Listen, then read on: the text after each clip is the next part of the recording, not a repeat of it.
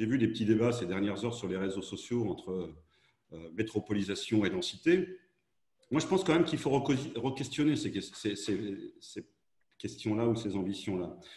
La métropolisation, moi, je ne la remets pas en cause, même si le réseau que je préside a la particularité d'être présent sur les métropoles, mais aussi très présent sur les territoires que j'aime pas qu'on appelle détendus, j'en dirai un mot, et moi, je suis un élu local de ces territoires-là. La métropolisation, elle posait quand même depuis quelque temps un certain nombre de questions. On est rendu à des prix d'immobilier très élevés, on est rendu à des problèmes de transport très importants. Voilà, donc on voyait bien qu'il y avait déjà quand même quelque chose qui méritait d'être affiné. Je pense que cette question au territoire, elle va être essentielle. Aujourd'hui, le développement de l'immobilier et le besoin de logement, il va se faire où? Il va se faire là où il y a du développement économique.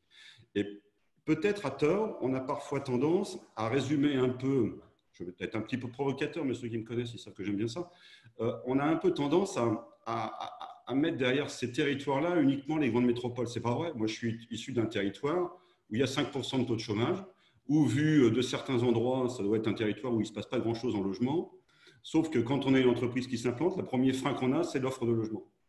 Donc, il va falloir un peu re-questionner tous ces éléments-là.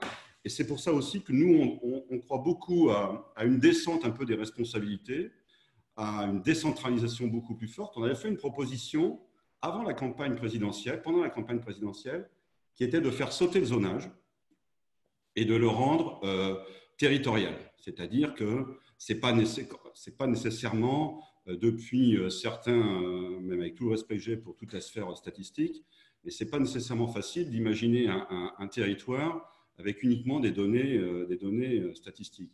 Et on voit des aberrations. Je prends un exemple sur un territoire que je connais bien. Quand on voit que la ville d'Angers a réussi à passer en zone B1, alors que sa première couronne est en zone B2, ça donne aujourd'hui des aberrations sur le plan des opérations immobilières.